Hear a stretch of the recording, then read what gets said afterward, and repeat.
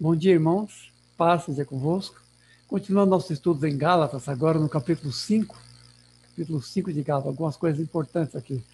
Antes eu queria dizer uma coisa aqui. Acho que os irmãos já perceberam que às vezes eu confundo um pouco os nomes aqui, né? Mas não chega a perder o sentido. Mas uma vez ou outra parece que eu estou errando os nomes, chamando um pelo nome do outro. Então me dá um desconto aí, tá? Aqui nesse capítulo 5 de Gálatas, vamos ver duas coisas importantes. Primeiro, aquilo que é o coração do Evangelho, que é a obra do Espírito. A obra do Espírito realmente assim, no interior, que nos capacita a uma vida de santidade. Uma repetição, basicamente, assim, daquilo que já é falado lá em Romanos, como já vimos antes. Uma segunda coisa é a santificação. O que é ser santo e o que é se santificar verdadeiramente. E nesse ponto há muitos equívocos entre os evangélicos. Espero ajudar a corrigir isso tanto quanto puder aqui. Versículo 1 a 12, resumidamente, diz assim: Para a liberdade foi que Cristo nos libertou.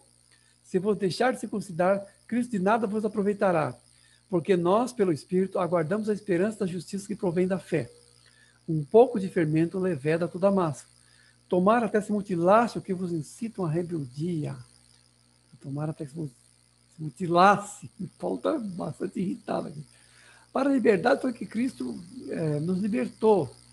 Ou seja, não é da vontade de Deus que se viva sob a tutela da lei, sob a tutela de algo que era provisório, como já vimos antes.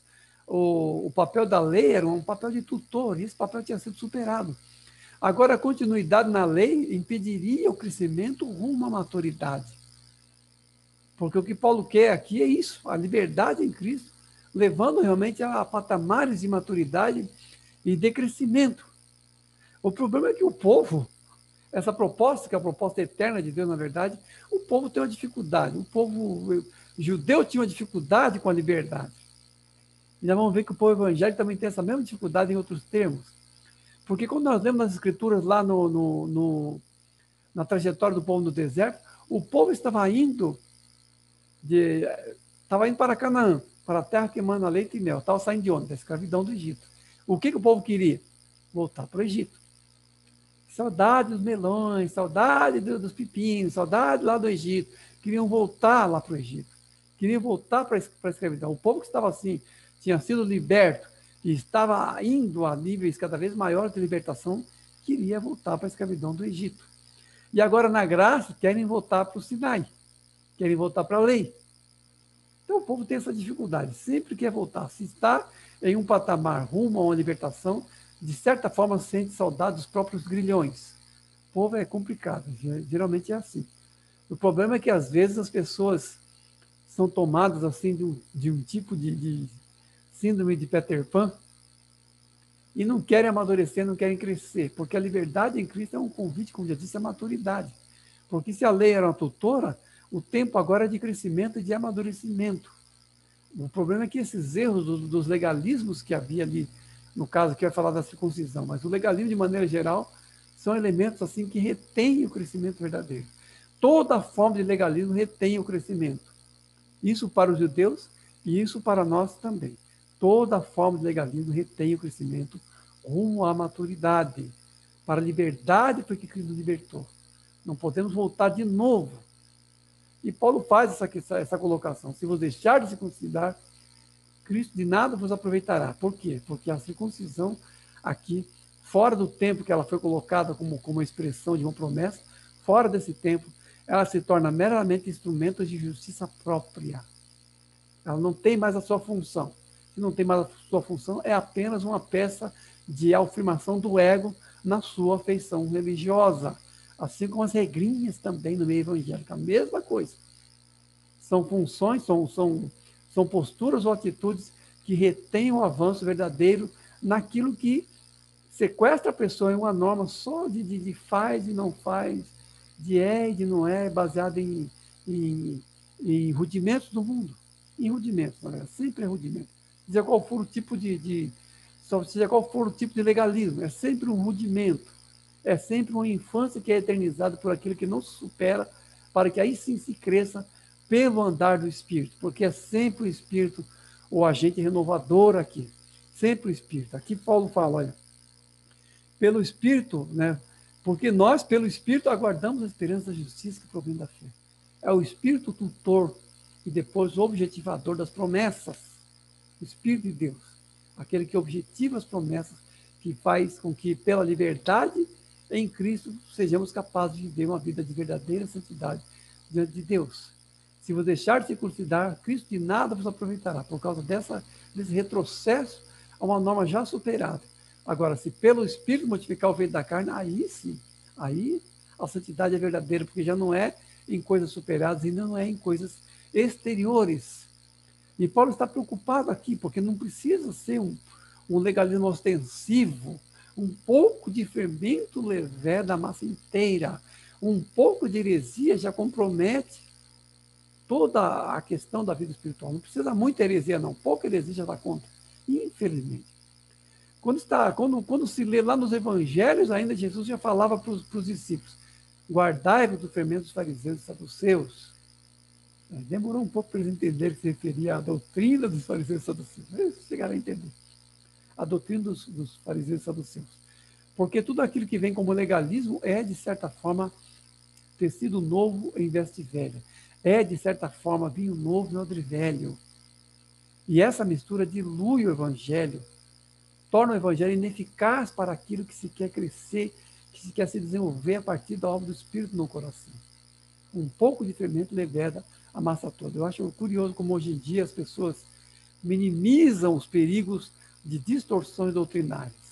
Mas Paulo sempre tem esse zelo. Nós vamos ver esse zelo expresso de diversas maneiras nas outras cartas que nós vamos estudar ainda. O zelo doutrinário como fermento, muitas vezes, uma doutrina errada, como fermento que impede o crescimento em Cristo. E Paulo aqui está tão passado com essa mistura de legalismo, de circuncisão aqui, que ele chega a dizer: quem dera castrasse, a expressão aqui, a expressão quer dizer isso aqui. Quando ele fala aqui tomar até se mutilasse, porque vos incita a rebeldia, na verdade ele está extremizando aqui a circuncisão ao nível da castração. Que nos castrasse. Porque se castrasse esse povo todo que ensina a heresia, que está aí misturando o evangelho com elementos superados da lei, se esse povo fosse castrado, pelo menos não reproduzia mais. É mais ou menos isso que Paulo está dizendo aqui. Está muito irritado, realmente. Tá? Versículo 13 a 16, continuando, ele fala assim, olha: porque vós, irmãos, fosse chamada a liberdade. Olha, ele repete de novo a mesma expressão, né? Porque vós, irmãos, fosse chamada a liberdade. Porém, não useis da liberdade para dar ocasião à carne. Porque toda a lei se cumpre em um só preceito, a saber, amarás o teu próximo como a ti mesmo. Digo, porém, andai no Espírito e jamais satisfareis a concupiscência da carne. Isso que eu estou repetindo o tempo todo aqui. O andar no Espírito como o único antídoto para realmente vencer o pecado. Fosse chamada a liberdade, foi para a liberdade. Ele tinha falado antes, né? Para a liberdade, Cristo nos libertou. Ele começou falando isso. Depois aqui ele diz de novo: porque vós, irmãos, fosse chamada a liberdade. Agora aqui ele enfatiza um outro ponto. Se lá no ponto, se lá no primeiro ponto, nos primeiros versículos, ele diz que a circuncisão, de certa forma, é um retorno à escravidão da lei, aqui ele diz: porém não usei da liberdade para dar ocasião à carne. Aqui é outro risco, que está numa outra extremidade. Se por um lado a circuncisão ou a obra da lei escraviza quanto à lei, quanto à lei, ou seja, sai-se da liberdade proposta por Cristo e se retorna à escravidão da lei, aqui, por outro lado, há um outro risco, que é usar a liberdade para dar vazão à carne, que aí, no caso, é a libertinagem. É um outro risco. Porque o que nós vemos hoje em dia, sinceramente, hoje em dia é isso. Pastores liberais que estão pregando o evangelho frouxo, que dá vazão à carne. Um evangelho assim que já não considera mais a fornicação, o sexo antes do casamento como pecado, o homossexualismo como pecado, impureza de maneira geral como pecado. Até vícios aqui são desculpados por uma graça excessiva que a tudo excusa, que a tudo redime. Cristo realmente morreu para nos redimir, mas a vida de santidade é um requisito para essa libertação. A obra da cruz tem que ser efetiva, nos libertar, de nos libertar do pecado e da escravidão do pecado. Seja a escravidão que vem pela lei, por uma tentativa carnal de se pacificar a carnalidade dentro de um reduto legal, seja por esse meio, ou seja pelo outro extremo, que é também de afrouxar a graça, de afrouxar essa salvação de tal forma que ela se torna justamente o seu oposto, que é a escravidão de novo na carne, por meio de uma distorção da graça. Esses dois riscos existem. Nós temos as duas coisas no meio evangélico: pastores legalistas e pastores extremamente liberais. Os dois perigos devem ser igualmente evitados. A libertação em Cristo nos livra da lei e nos livra também do pecado. Então, nem legalismo e nem liberalismo, mas uma vida de real santidade. Tá? Porque a lei se cumpre com o seu preceito: amarás o próximo como a ti mesmo. Aqui Paulo está começando a funilar, está começando assim, a objetivar mais qual é a função maior da lei. Porque se nós lemos corretamente a palavra de Deus, nós vamos ler, por exemplo, que lá os 10 mandamentos, lá no Antigo Testamento, os 10 mandamentos compõem-se de 6 mandamentos voltados a Deus, aliás, 4 mandamentos, os primeiros 4 mandamentos, aliás, voltados a Deus, os primeiros 4 mandamentos, e os outros 6 voltados ao próximo. Nós vamos perceber claramente isso. Então, do que fala os 10 mandamentos? Do nosso relacionamento com Deus e do nosso relacionamento com o próximo. É por isso que Jesus diz: nisso consiste a lei e os profetas, amar a Deus sobre todas as coisas e o próximo como a si mesmo. Porque a própria expressão dos 10 mandamentos tende a isso: 4 mandamentos para Deus e 6 para o próximo. Os 10 mandamentos, se fosse praticado como deveria ser praticado, tende a isso, ou fala disso. Tá? Então, amar o próximo é a síntese de toda a lei e os profetas. É a síntese maior e mais definitiva da vontade de Deus. Nós exercemos um pouquinho assim um pouquinho assim de discernimento ao lermos na Escritura, nós vamos perceber isso, que a história começa como? O ser humano cai e rompe seu relacionamento com Deus. No romper o relacionamento com Deus, ele rompe também com o próximo. Então, a cruz de Jesus quer assim, não apenas nos reconduzir a Deus, mas também nos reconduzir ao próximo, porque ambos os relacionamentos foram rompidos pelo pecado. Naquele que fomos rompidos com Deus, fomos rompidos também com o nosso próximo. Por isso que até a tábua dos 10 mandamentos tendia a Deus e ao próximo, e a síntese de amar a Deus sobre todas as coisas e ao próximo como a si mesmo, é a síntese de toda a lei e dos profetas, porque Deus nunca falou uma outra coisa, senão nos reconciliarmos com Ele e com o nosso próximo. E aqui andar no Espírito é a objetivação disso, como já dizemos antes. Andar no Espírito e jamais satisfareis a concupiscência da carne. Ou seja, todas aquelas coisas já eram expressas da lei, relacionadas ao próximo, em termos de cobiça que se tinha que evitar, não caluniar, não matarás, não isso, não aquilo. Tudo aquilo que era voltado ao próximo se cumpre nesse preceito de amar ao próximo como a si mesmo. E o andar no Espírito é o modo pelo qual se cumpre a lei. Andar no Espírito é andar em relacionamento com Deus real, e daí advindo o relacionamento também real com o próximo. O andar no Espírito, então, é o cumprimento da lei. O amor que nos é derramado pelo Espírito cumpre a lei nesse andar com Deus, nesse andar reconciliado com Deus, debaixo das asas do amor de Deus, e também tendo como fruto o amor ao próximo. Porque o Espírito nos previne, o Espírito, com sua obra renovadora no coração, é o único elemento que faz com que nós não andemos mais em concupiscências, em nenhum fruto da carne. É o Espírito que faz essa obra no coração. Tá? Continuando aqui no versículo 17 a 26, diz assim: porque a carne milita contra o Espírito e o Espírito contra a carne, porque são opostos entre si. Ora, as obras da carne são conhecidas e são prostituição, impureza, ciúmes, ira, discórdias e coisas semelhantes a essa, a respeito dos quais eu já vos preveni, que não herdarão o reino de Deus que tais coisas praticam. Mas o fruto do Espírito é amor, alegria, paz, longanimidade.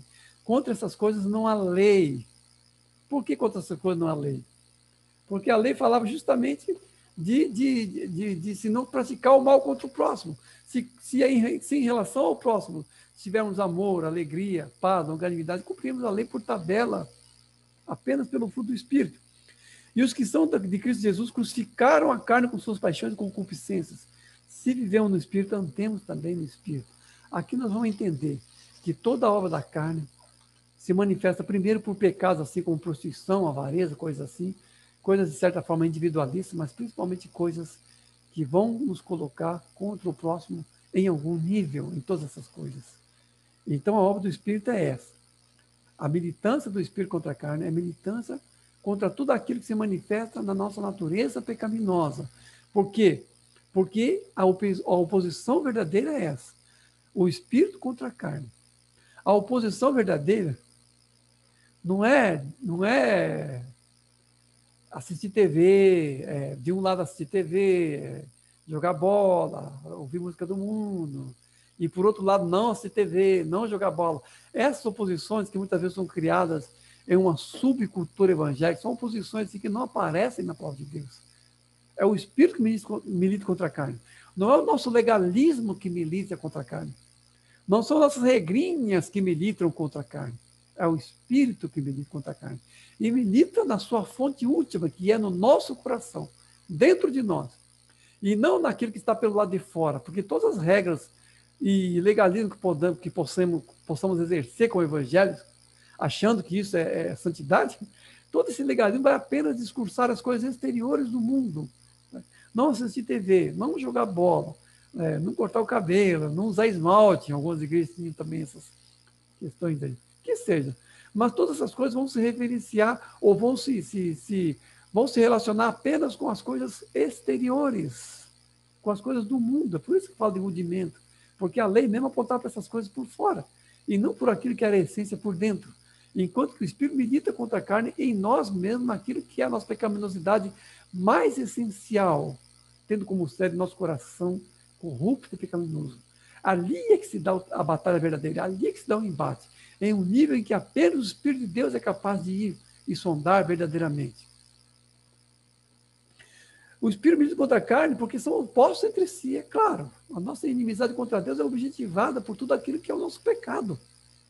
Por isso que o Espírito milita contra a carne.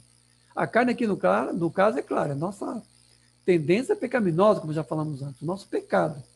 Tá? As obras da carne são o que, então? A objetivação ou a manifestação externa, através do nosso corpo, através do nosso pensamento, atos, ações, omissões, daquilo que é a nossa natureza, infelizmente, carnal e vendida no pecado. Então, as obras da carne são o quê? Prostituição, avareza, discórdia, ciúmes, por aí vai. Não coloquei tudo aqui, é uma lista longa, né? Não coloquei todos os itens aqui. Mas a obra da carne são o quê? Aquilo que se manifesta como prática do pecado. Simplesmente isso. Uma evidência externa disso tudo. Por outro lado, o fruto do Espírito é o quê? Como oposto a tudo isso vem o quê?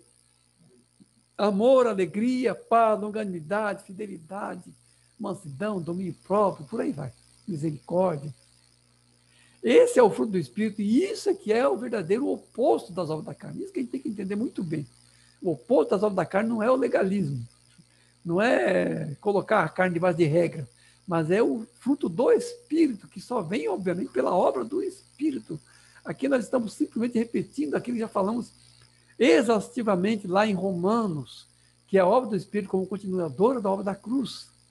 Porque o Espírito trabalha em nosso coração e vai realmente nos santificando verdadeiramente por aquilo que ele, o Espírito, vai formando em nosso coração. Santificação, portanto, não são regras, não são legalismos. O fruto do Espírito não é aquilo que nós manifestamos naturalmente, porque algumas coisas podemos até ser. Podemos ser naturalmente alegres, podemos ser naturalmente bondosos, mas não é isso. O fruto do Espírito é aquilo que o Espírito coloca. É um erro e uma justiça própria. Queremos ser santos por aquilo que temos de virtude natural. É um erro isso.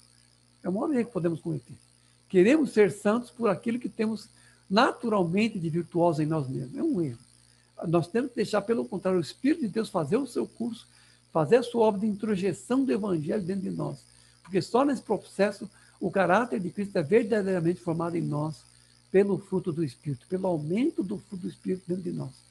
Isso, e somente isso, é verdadeira santificação. Isso que eu queria dizer no começo.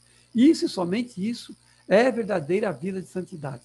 Não aquelas caricaturas que nós temos entre nós. Não aquelas caricaturas que nós temos de muitas vezes elogiar virtudes pessoais e muitas vezes achar que com regrinhas e coisinhas e picuinhas diversas de legalismo possamos realmente produzir alguma coisa de real em nós em termos de verdadeira santidade. Nós não podemos fazer isso. E se nós tentamos fazer isso, caímos numa cilada. O fruto do Espírito, entendam bem aqui, é um fruto que relaciona-se com o próximo. Não tem um fruto do Espírito aqui para você mesmo. Não tem um fruto do Espírito aqui autorreflexivo. Se nós somos misericordiosos com o próximo. Se nós amamos, amamos o nosso próximo. Se nós somos longânimos com o próximo. E mesmo um fruto do Espírito chamado controle próprio, domínio próprio, que poderia, aí sim, alguém argumentar, não, mas o domínio próprio é para mim mesmo. Não, irmão, porque o domínio próprio, ainda que tenha esse desdobramento em relação aos nossos apetites, em relação às nossas vontades, são reguladas pelo Espírito realmente, nos prevenindo de vícios, nos prevenindo de vícios, de manias, isso é realmente a vontade para o próximo. Ainda que tenha esse caráter, o domínio próprio também é exercido muitas vezes em nossos embates com o próximo, em discussões, em relacionamentos em que temos que realmente nos controlar muitas vezes, quando o próximo está irritado, quando o próximo não te entende, antes que a situação se torne tensa muitas vezes.